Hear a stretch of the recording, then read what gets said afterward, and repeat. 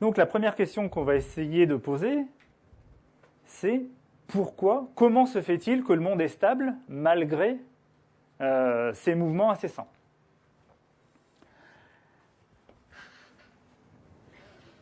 Alors pour illustrer un petit peu ce qui se passe au niveau de la rétine quand on fait une saccade, donc il y avait la vidéo que vous avez vue tout à l'heure, mais imaginez que vous êtes dans une voiture sur une autoroute ou encore mieux dans un TGV et que vous regardez ce qui se passe au premier plan. Au premier plan, les choses bougent très vite et sont floues. Quand vous faites une saccade, vous faites des mouvements oculaires qui vont jusqu'à 1000 degrés par seconde. D'accord ? C'est les mouvements les plus rapides réalisés par un organe humain. Donc tout devient extrêmement flou. Or, jamais on perçoit ce flou. Donc, ça veut dire qu'il doit exister des mécanismes physiologiques, neurophysiologiques, c'est la même chose, ou psychologiques, qui vont nous empêcher ou qui vont compenser l'existence de ce flou. Donc on va faire une troisième petite expérience qui va essayer de nous amener à une des hypothèses qui a été émise pour expliquer le fait que le monde est stable, le monde perçu est stable, alors que le monde rétinien ne l'est pas. Alors, l'expérience est relativement simple. Descartes l'avait déjà fait. Je ne vous dirai pas les dates parce que je n'ai pas bien révisé. Donc en fait, il suffit que vous fermez un œil et que vous appuyez sur votre œil. D'accord ? Sur la périphérie de votre œil. Non, sur l'œil ouvert. Sur l'œil ouvert. Et donc là, vous avez... Pardon, quelle est l'expérience que vous avez? Que se produit-il? Si vous ne voyez plus rien, c'est que vous avez fermé les deux yeux. Donc normalement, un œil fermé, et vous appuyez sur l'autre et vous le bougez. Qu'est-ce qui doit se passer? L'image se déplace. D'accord? Donc vous avez l'expérience de ce qui se passe sur votre rétine. Vous avez, en faisant ça, l'expérience du monde rétinien, et non plus l'expérience du monde percier. Les deux se compensent. Le monde bouge. Et donc, pourquoi le monde bouge? Ici, ce qui se passe, c'est que quand on fait un mouvement spontané, quand on fait une saccade oculaire, on n'a pas l'impression que le monde bouge. Par contre, quand vous faites un mouvement qui n'est pas spontané, mais qui est artificiel, c'est-à-dire que vous bougez artificiellement votre œil, votre monde bouge. Donc, il peut exister plusieurs types d'explications. On va voir les trois plus classiques. La première explication, c'est pour avoir un monde stable, quand notre œil bouge, on voit une image qui bouge, d'accord ? Donc on va se servir de cette information, l'ensemble du champ visuel bouge, donc on va pouvoir calculer la vitesse à laquelle ce champ bouge et éventuellement compenser le déplacement qui arrive sur la rétine. D'accord ? C'est ce qui se fait en traitement d'image, on calcule ce qu'on appelle le vecteur global de déplacement, c'est-à-dire on mesure avec quelle vitesse l'ensemble du champ bouge et on va compenser pour ce déplacement. L'autre chose qu'on va voir, c'est la notion de proprioception. C'est-à-dire que lorsque votre œil se déplace, vous avez un muscle qui se tend et un muscle qui s'étire. Donc vous avez des récepteurs, des capteurs qui vont mesurer l'étirement de ce muscle ou du tendon et qui vont nous donner une information sur la position et sur le déplacement en continu de l'œil.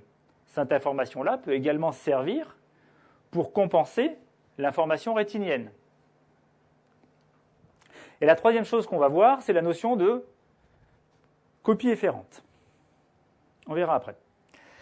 Donc, l'explication sur l'afférence visuelle. On va se servir de l'information qui arrive sur l'œil pour compenser l'information visuelle sur l'œil. Le problème avec cette explication, c'est qu'elle ne tient pas avec l'explication, avec l'expérience que vous venez de faire. C'est-à-dire quand vous avez déplacé votre œil, vous avez toujours l'information d'un champ visuel qui bouge, pourtant vous n'avez pas compensé pour ce mouvement-là. Donc ce n'est pas une afférence visuelle, ce n'est pas une information visuelle qui sert à compenser une information, à compenser le déplacement de l'œil. La deuxième information qui peut servir, c'est l'étirement du muscle. Or, toujours avec cette expérience-là, une de plus. Toujours avec cette expérience-là, quand vous avez déplacé votre œil, vous avez également étiré un muscle et contracté un autre artificiellement. Pourtant, vous n'avez pas eu de compensation du déplacement du monde. Donc, ce n'est pas cette explication-là qui convient non plus. En fait, elles ne sont pas suffisantes. Ces deux choses servent, mais ne sont pas suffisantes. Donc, la dernière, forcément, c'est la notion de copie efférente. La notion de copie efférente, ça veut dire, c'est lorsque je fais une action, quelle qu'elle soit, c'est mon cerveau, en simplifiant énormément, qui va générer la commande motrice, c'est-à-dire qui va exciter les neurones, qui commandent les muscles qui vont se contracter. Donc, ces muscles-là, ces neurones, pardon, ce qu'on appelle des neurones moteurs, transmettent l'information qui est liée à la contraction du muscle, donc au déplacement de l'effecteur. Donc, autrement dit, lorsque je fais une saccade oculaire, j'ai des neurones qui vont transmettre l'information de déplacement de l'œil et qui vont transmettre une information sur la vitesse, l'amplitude et la direction de l'œil. Et en fait, cette information-là va servir au système visuel pour anticiper le déplacement et compenser le flou du bouger et éventuellement le fait que tout le monde doit bouger. C'est-à-dire qu'on va pouvoir compenser les déplacements de l'œil par non pas une information qu'on retire, mais une information qu'on va prédire. C'est-à-dire qu'on va prédire les conséquences du déplacement que l'on a commandé. Et effectivement, cette explication-là tient toujours à l'expérience que je viens de vous faire faire. C'est-à-dire que quand vous déplacez artificiellement votre œil et que tout bouge, il n'y a pas eu de commande motrice. D'accord ? Là, il n'y a pas eu de commande motrice sur les muscles oculaires. La commande motrice, elle est nue de mon doigt. Elle est complètement externe, c'est quelque chose d'artificiel. Pas de commande motrice, donc pas de possibilité de compenser le déplacement de l'œil.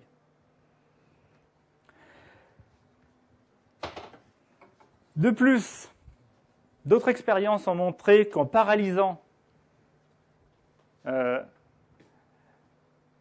les muscles oculomoteurs, donc en paralysant les circuits qui permettent cette commande motrice, on va avoir... c'est le contraire. En paralysant en fait, les muscles qui génèrent la commande, d'accord, qui génèrent le déplacement de l'œil, mais par contre, en demandant à une personne d'effectuer cette saccade, c'est-à-dire je paralyse le muscle ne peut pas bouger, mais je lui envoie la commande, ces personnes-là ont une perception, ont une illusion du mouvement. C'est-à-dire que, sans déplacement de l'œil, il y a une commande de faire le mouvement ne peut pas se faire parce que l'œil est paralysé, on a une illusion du déplacement. Donc en fait, le monde est relativement stable et il n'est pas flou parce qu'on va anticiper les conséquences de ce déplacement et on va les anticiper en utilisant la commande qui va générer le déplacement. Ça a été montré également pour plein d'autres choses. Par exemple, lorsque vous voyez des skieurs, on est de Grenoble, hein.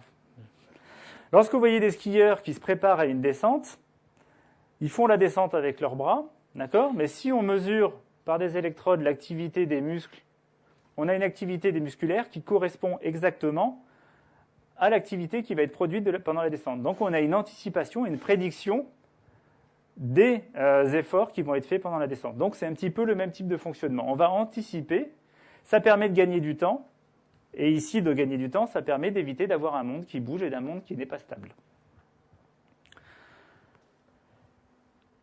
Alors, donc, on a des mouvements oculaires parce que notre œil est mal foutu. On ne voit net et en couleur qu'au milieu. Ces mouvements oculaires génèrent sur la rétine du flou et un bouger. Je vous ai expliqué pourquoi ou comment on pouvait compenser pour ce flou et pour ce bouger.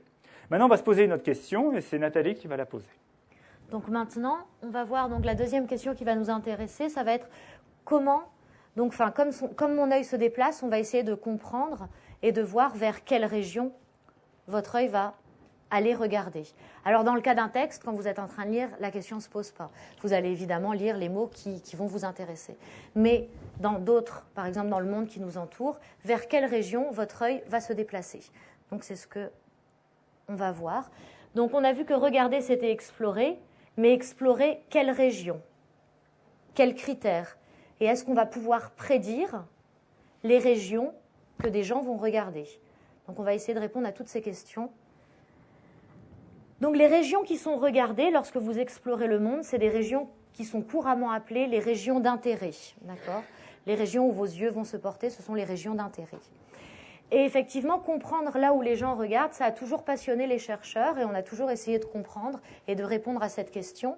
Et une des plus vieilles expériences, on va dire, et très courantes sur les mouvements oculaires, avait été réalisée par Yarbus, donc qui avait présenté la photo, le tableau qui est là-haut, à un observateur, et il avait mesuré les mouvements de ses yeux lorsqu'il regardait le tableau.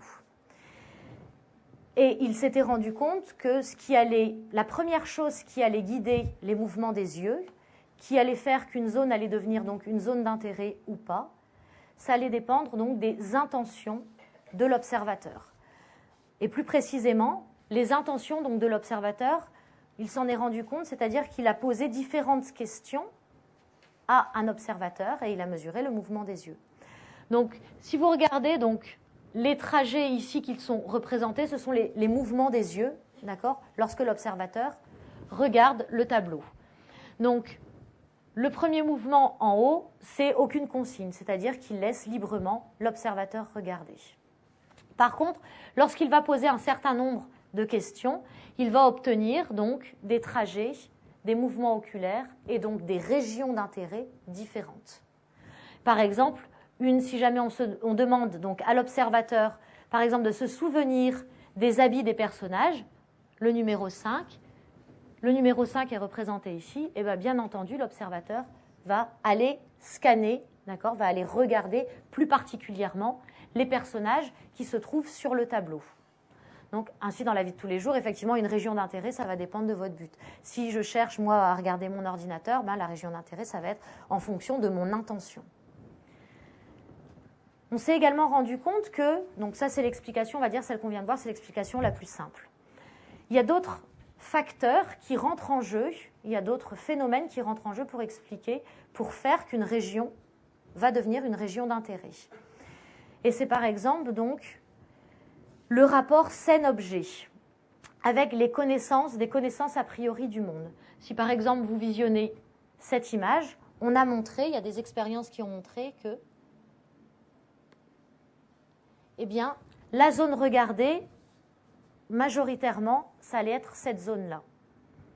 Vous n'en avez pas forcément eu conscience, mais en fait, ici, c'est quoi déjà comme petit objet? C'est un objet qui est incongru dans une scène représentant donc une scène de ferme. Ici, donc, on a un dessin de ferme, et on a ce petit objet. C'est quoi déjà cet objet? C'est un mixeur. C'est un mixeur, voilà. C'est-à-dire qu'en fait, ici, vos connaissances a priori vont guider votre exploration. C'est-à-dire que dans une ferme comme ça, vous savez qu'en général, il y a des animaux, que les animaux sont plutôt en bas et pas en haut, qu'il y a des bâtiments, qu'il y a des arbres, etc. Donc ça va guider votre exploration. Et lorsque vous allez rencontrer un objet incongru, comme un mixeur, où ça a été fait en mettant des poulpes dans une ferme, cet objet va attirer votre œil beaucoup plus, sans forcément que vous en ayez... conscience. Pas que conscience, c'est-à-dire sans que vous l'exprimez explicitement. Ce qui est un peu différent de la conscience, on peut montrer que ces deux choses-là sont un peu différentes. Donc ça, c'est un deuxième point. Et le dernier point, celui sur lequel on s'est particulièrement intéressé, Alan et moi, donc durant notre thèse et durant notre post-doctorat, ce sont donc les régions qui vont être guidées cette fois-ci par ce qu'on appelle les propriétés statistiques de la scène. Je vais expliquer un petit peu plus en détail. Donc les propriétés statistiques de la scène. Imaginons, je vous présente l'image qui est en haut. Si j'enregistre les mouvements oculaires, donc ça c'est des données réelles, d'un observateur qui a visionné cette image pendant environ 3 secondes, vous avez ici représenté donc par des ronds violets les endroits qu'il a regardés, et je relie les 2 ronds violets donc par le trait bleu, ça correspond à la saccade. C'est comme les traits noirs qu'on a vus précédemment. Donc l'observateur a regardé ici. Si maintenant je réplique l'expérience et que je demande à un grand nombre d'observateurs de regarder l'image, parce que là ce qui va m'intéresser, c'est d'essayer de voir si on a, sans rien dire à l'observateur, un comportement qui va se répéter d'un individu, d'un observateur à un autre. Donc ce qu'on va faire, c'est que sans consigne précise, on va demander à plusieurs observateurs de regarder la même image pendant, bon ici c'était 3 secondes. Et dans ces cas-là, on obtient ici, donc, tous les points, d'accord, correspondent à des fixations des 17 observateurs. Donc, effectivement, vu qu'on a présenté pendant 3 secondes, en moyenne, on aura eu 9 à 12 points par sujet. Et donc, on a ce genre de représentation. Et ce qu'on s'est rendu compte, c'est que, effectivement, sur un grand nombre d'images, hein, pas juste sur cette image, mais sur un grand nombre d'images, on avait une certaine constance, donc des régions qui allaient être regardées donc, par des observateurs. Et effectivement, après, au niveau des modèles, ça va nous intéresser d'essayer de comprendre effectivement pourquoi ce sont ces zones, alors qu'on n'avait rien demandé au sujet de particulier, qui avaient attiré l'œil, et donc pourquoi ces régions sont des régions d'intérêt. Donc c'est ce qu'on appelle, après on étudie les propriétés statistiques des scènes pour essayer de comprendre pourquoi effectivement, au niveau ici de la fleur, on a des choses plus intéressantes, on va dire, ou du moins pourquoi ces régions attirent l'œil par rapport à d'autres régions. Et pour essayer donc de modéliser ces régions, puisque ce qui nous intéresse, c'est non pas essayer à chaque fois de faire des expériences, mais c'est de pouvoir proposer un modèle pour prédire les régions regardées, on propose des modèles qu'on appelle des modèles de cartes de science. C'est des modèles qui permettent donc de créer des cartes de science, c'est des cartes qui vont faire ressortir les régions d'intérêt. Ça, on ne le fait pas parce que je crois qu'on a un peu dépassé, parce qu'il nous reste encore pas mal de choses à faire. Donc on voulait faire une expérience où on mesurait les mouvements oculaires et on vous montrait les prédictions pour montrer que vous allez regarder ce qu'on avait prédit. Ça marche globalement bien. Vous me croiriez? Donc voici le type de résultat qu'on aurait obtenu. Donc l'image qui est en haut ici, c'est l'image qui est sortie de notre modèle. C'est-à-dire qu'on a un modèle, je vous le présente un tout petit peu après très rapidement, d'accord, qui va permettre de dire, ah ben, les endroits qui sont colorés, ici les endroits rouges, verts et jaunes, ce sont les endroits qui seront susceptibles d'attirer le plus le regard. C'est donc ce qu'on appelle les zones saillantes, les régions d'intérêt, d'accord, pour des sujets. Et donc on arrive comme ça avec des images à prédire là où les gens vont regarder. Évidemment, après, il faut comparer les sorties du modèle, ces cartes, avec les fixations et pouvoir dire qu'on a bien effectivement correspondance. Donc il y a des métriques qui existent pour pouvoir comparer les endroits fixés avec les endroits prédits par le modèle. Juste pour vous montrer une image du modèle. Donc le modèle, c'est peut-être un petit peu ici compliqué, mais vous avez une image en entrée, en haut à gauche. Cette image, on va modéliser le fonctionnement de la rétine. Alors vous vous rappelez, au niveau de la rétine, on a la région centrale qui est nette, on a la région périphérique qui est floue. Eh bien, on va modéliser ces différentes partie donc, du traitement au niveau de la rétine. Et on va aller un petit peu plus loin, c'est-à-dire qu'ensuite la rétine, via le nerf optique, va transmettre le signal visuel à une partie ici qu'on appelle le cortex visuel primaire, qui se situe à l'arrière ici du crâne. Et on connaît le fonctionnement de certaines des cellules qui se situent donc dans le cortex visuel. Ces cellules vont pouvoir extraire des propriétés statistiques des scènes, d'accord, et faire ressortir les zones qui sont saillantes. Ce sont en fait des zones qui ont des propriétés statistiques différentes de leur environnement. Et c'est ça qui va faire que ces zones sont saillantes.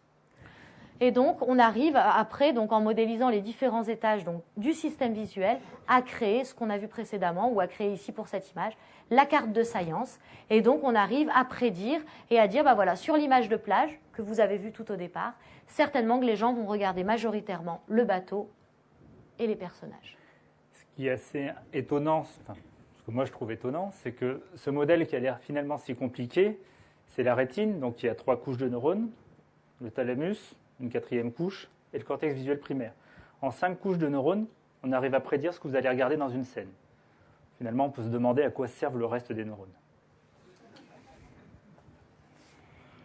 Cependant, quand même, donc, effectivement, ce modèle, il est performant, mais il a quelques limites, et on voudrait quand même vous expliquer certaines limites, puisque tout à l'heure, je vous ai dit qu'effectivement, qu'est-ce qui allait faire que des régions allaient devenir des régions d'intérêt? La consigne, ce que vous allez demander à l'observateur, le rapport entre l'objet et son contexte, d'accord? Un objet incongru sera plus facilement regardé qu'un objet qui n'est pas incongru. Et puis, après, les propriétés statistiques. Les propriétés statistiques, c'est ce qui est le plus facile à modifier. Votre stimuli visuel est là, votre image est là. Les propriétés statistiques, c'est très facile. Par contre, modéliser une consigne, modéliser les intentions d'un observateur, ben c'est beaucoup plus dur si on n'a pas de connaissance a priori, effectivement, de la consigne, etc. Et on voulait ici vous illustrer un exemple. Donc, je vous demande de regarder donc, cette image. Donc, qu'est-ce que vous voyez?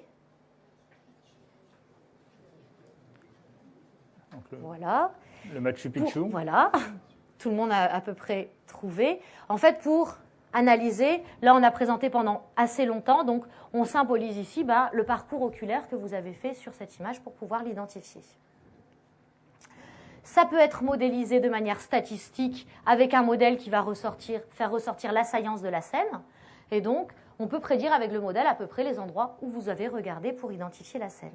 Quelles sont les régions les plus intéressantes dans cette image? Si maintenant, on vous présente l'image de cette manière-là, vous voyez tout autre chose. Et si je vous redemande de regarder l'image, vous n'allez plus du tout regarder, explorer l'image de la même manière, parce que maintenant, vous avez une connaissance a priori, puisqu'on vous a montré l'image d'avant. Et donc, si jamais on regarde maintenant vos mouvements oculaires, ils vont être complètement différents, puisque vous avez eu une connaissance a priori du stimuli visuel. D'accord? Et donc, cette fois-ci, effectivement, les régions d'intérêt par un modèle statistique sont complètement différentes des régions d'intérêt qu'on aurait obtenues en mettant des connaissances a priori, qui sont des connaissances de forme de visage avec les yeux, le nez, la bouche, etc.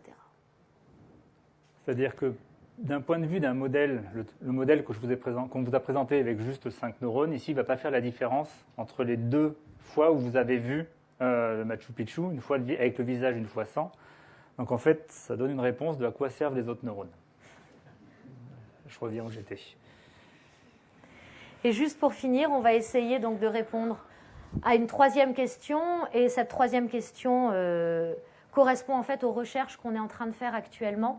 Donc c'est quand même des recherches qui sont, on va dire, à l'état de recherche. Et donc on va vous exposer plus des pistes qu'on est en train de creuser. Voilà, on va au niveau de l'aspect clinique. Mais tout d'abord, donc à quoi peuvent servir donc cette étude des mouvements oculaires? Donc à quoi ça peut servir de manière générale? Donc ça va servir pour les sciences de l'ingénieur, où ils vont servir des algorithmes de compression d'image ou de compression de vidéo.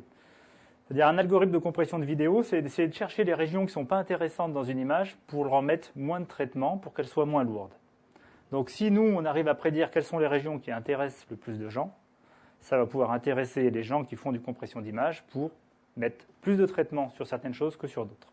On a vu que ce n'est pas si simple. Ça peut servir en vidéosurveillance pour avoir une détection intelligente des comportements. Ça peut servir pour les notions de qualité d'image. C'est le pendant de la compression. Soit on veut faire des images de meilleure qualité, donc on va mettre plus de poids, ce qui est intéressant. Soit on veut faire des images les moins lourdes possibles, donc on va mettre le moins de poids, ce qui n'est pas intéressant. Ça sert également j'ai mis le terme de neuromarketing parce que ça marchait bien ces derniers temps, pour faire du design industriel, pour essayer de dire quelle va être l'exploration de quelqu'un dans un environnement, dans quelles vont être les choses qu'il va regarder en premier. Par exemple, un logo sur une page web, c'est des choses auxquelles on peut répondre. Pour faire des publicités, est-ce que la publicité, quel va être le guide des yeux sur une publicité, d'accord, à travers le temps, à travers quels vont être les contrastes qu'il va falloir mettre, quels vont être les contrastes dynamiques qui vont être intéressants. On va pouvoir essayer de mesurer, éventuellement prédire quelles sont les régions qui vont être les plus intéressantes. Donc l'idée des publicitaires, c'est éventuellement de manipuler l'observateur pour qu'il regarde la marque qui l'intéresse. Un point de vue ergonomie. Un point de vue ergonomique, c'est-à-dire essayer de construire des interfaces visuelles qui sont le mieux construites et qui permettent d'avoir l'information la plus pertinente qui est extraite naturellement. Ce n'est pas des choses avec lesquelles on joue pour l'instant. Nous, ce qui va nous intéresser, c'est plutôt travailler dans le domaine médical. C'est-à-dire que l'analyse et l'étude des mouvements oculaires, du fait un petit peu que ça va refléter des stratégies, des manières d'appréhender le monde, vont nous permettre en fait d'étudier, d'être des aides au diagnostic et d'aider des praticiens hospitaliers soit à mieux traiter, donc à orienter des traitements, soit ce qu'on voudrait faire, ce qu'on n'arrive pas, qu'on est en train de développer, c'est une aide au diagnostic. Alors, je vais vous donner un exemple très particulier de ce que je veux dire, c'est qu'on travaille avec le CHU de Grenoble, le service de psychiatrie du docteur Bougerolles. Donc Thierry Bougerolles, c'est le chef de service, docteur Zekeli, c'est le médecin traitant. Et ce qu'on essaye de faire, c'est d'utiliser la mesure des mouvements oculaires comme un outil diagnostique chez des patients qui souffrent de troubles de l'humeur. Donc les troubles de l'humeur, c'est les patients bipolaires, donc des phases maniaques, des phases dépressives, ou des patients qu'on appelle unipolaires, des patients qui sont uniquement dépressifs. L'idée, c'est quoi? C'est-à-dire qu'en fait, on a observé que ces patients sont traités dans ce service en fait avec un outil particulier qui est la stimulation magnétique transcrânienne. Ces patients-là subissent pas, ils suivent une cure quotidienne de stimulation magnétique transcrânienne, c'est-à-dire qu'on applique un champ magnétique intense très local sur une région spécifique du cerveau qui s'appelle le cortex dorsolatéral préfrontal, en fait une région très localisée. Et on fait ça parce qu'on a observé que chez une majorité de patients qui souffrent de dépression majeure et résistantes à plein de médicaments, on a un hypofonctionnement de cette région-là, c'est-à-dire qu'une moindre réactivité corticale, et qu'en plus, cette moindre réactivité corticale ne se passe pas de la même manière sur l'hémisphère droit que sur l'hémisphère gauche. C'est-à-dire qu'il y a une asymétrie dans la réactivité corticale des deux hémisphères. Et donc l'idée de la cure, c'est tout simplement de stimuler de manière excitatrice un hémisphère ou inhibitrice l'autre pour pouvoir rééquilibrer la balance interhémisphérique. Ça, c'est l'idée de la cure. Ça doit faire 5-6 ans qu'elle est appliquée au niveau mondial. Nous, ça fait 4 ans qu'on suit ça à Grenoble. Ça marche pas pour tout le monde. Ce n'est pas un objet miracle, mais ça a des effets qui sont mieux que les antidépresseurs et les autres types de cures classiques. Pourquoi les mouvements oculaires? La région qui est stimulée, c'est une région dont on sait qu'elle est fortement impliquée dans le contrôle et la planification des mouvements oculaires.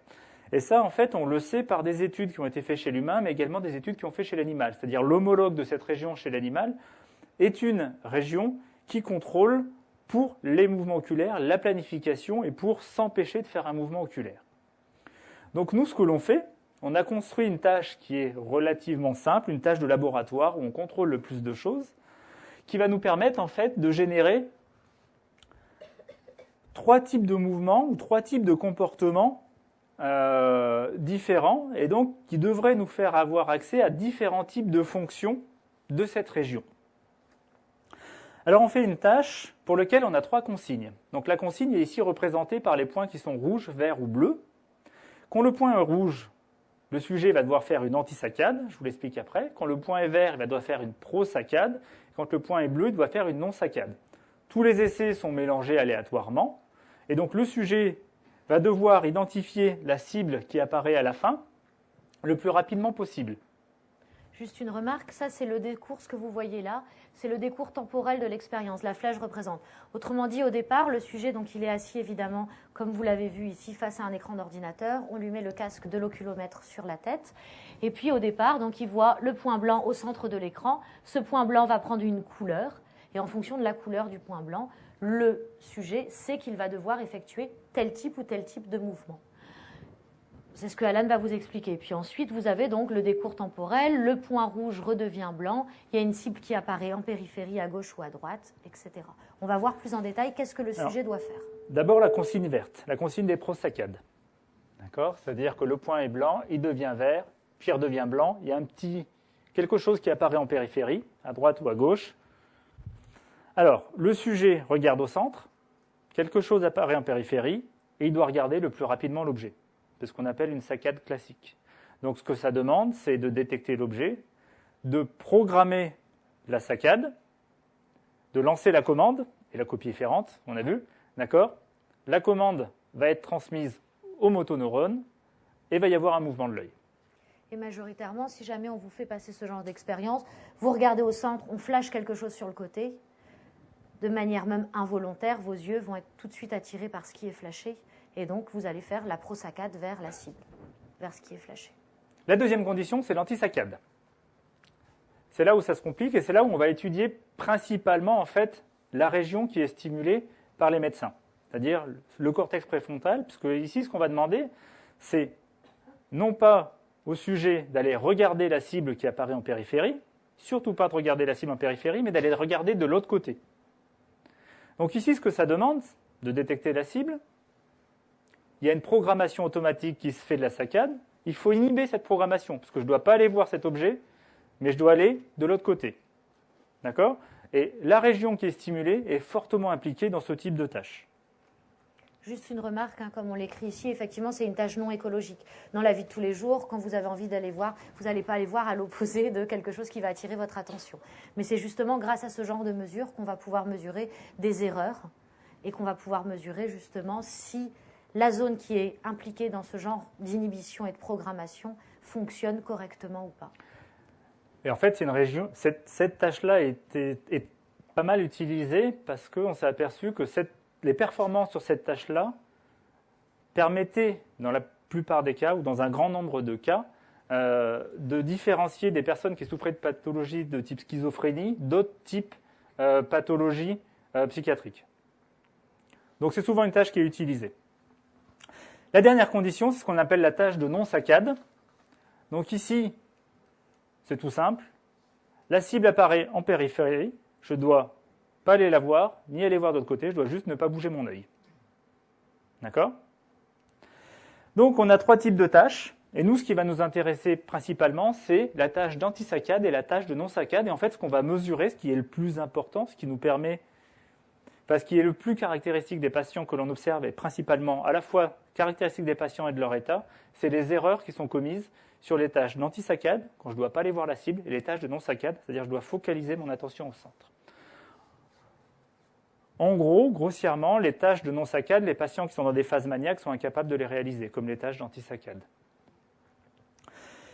Et ce que l'on a observé, donc ici, ce graphique, ce que je vous observe, vous avez en abscisse, donc sur l'axe des X, les différents moments d'une cure où le patient va lui administrer la cure de manière quotidienne, une cure RTMS, et nous, on a mesuré régulièrement, toutes les semaines, ses performances sur cette tâche-là. Et donc, ce que l'on observe ici, c'est quelle est la performance du sujet à chaque instant. Ici, ce qu'on a regardé, c'est les performances moyennes de 8 patients. Vous avez en ordonnée les erreurs, le taux d'erreurs qui sont faits. Une erreur, c'est lorsque je dois faire une tâche d'antisaccade, au lieu, une tâche d'antisaccade, c'est la cible apparaît, je ne dois pas y aller, je dois aller du côté opposé. Si le sujet va voir la cible, c'est une erreur. Pour une tâche de non-saccade, quand la cible apparaît et que je ne dois pas y aller, si le sujet y va, c'est une erreur. D'accord ? Donc ici, c'est le nombre d'erreurs qui sont, de manière générale, plus élevés que pour ce qu'on appelle des sujets contrôle, donc des gens qui ne souffrent pas de troubles de l'humeur. Vous avez en pointillé les sujets pour lesquels la cure n'a pas été efficace. Et vous avez en trait plein les sujets pour la cure a été efficace. En orange et en noir, c'est deux types d'erreurs dans lesquelles je ne rentrerai pas. Et en fait, ce que l'on voit, c'est que très rapidement, on est capable de prédire si ces patients vont répondre à la cure. Donc actuellement, ce qu'on est en train de faire, c'est d'essayer de détailler un petit peu plus et de voir si on peut être un petit peu plus précis, parce que là, excusez-moi, mais sur les résultats, on voit si les patients répondent à la cure au bout de 3 semaines. Donc on voudrait voir si on peut un peu plus rapidement aider les praticiens à modifier les paramètres de la cure. Donc c'est un petit peu les choses qu'on est en train de faire actuellement. Et c'est des mesures, juste pour ajouter, c'est des mesures, parce qu'on peut se dire, mais à quoi ça sert si le patient il sent qu'il va mieux, pourquoi on lui mesure? C'est des mesures, on s'est rendu compte que des fois ces mesures, elles permettaient en avance de phase, c'est-à-dire avant même que la personne se rende compte qu'elle aille mieux, avant même qu'elle aille, d'accord, de voir que la cure, elle allait faire effet. Et donc, c'est des outils qui pourraient nous dire, ben voilà, pour telle personne, effectivement, ça risque de marcher, la cure, ça va marcher, et donc il faut continuer, d'accord? Donc, c'est des mesures qui permettraient de voir avant un résultat, on va dire, au niveau, la personne, au niveau ressenti, d'accord, de voir si effectivement, on arrive à améliorer l'état des patients. Merci. Couleur. Oui. Oui. La couleur est perceptible alors que la fovéa est fixée sur le... La couleur est au centre. On a la couleur, alors, oui. On a la couleur qui est au centre, et puis ensuite, on a un indice qui apparaît en périphérie. Dans l'exemple qu'on vous a montré, effectivement, on a mis en plus l'indice, c'est-à-dire l'indice devient rouge, il ne faut pas aller voir le rouge, il faut aller... Il y a et le rond ici qui est en couleur. N'est pas coloré. Non. Pas la consigne. Non. Non. La consigne, elle est au centre. Ce qui est en périphérie, ça nous dit la direction où il faut soit aller, soit ne pas aller. Et la consigne, elle est au centre. Mais c'est vrai qu'après, dans l'exemple, on l'a illustré. Mais c'est vrai que dans l'exemple, j'ai mis en couleur pour illustrer, mais c'est trompeur. Excusez-moi. Donc, on a fini. Je vous remercie pour votre attention.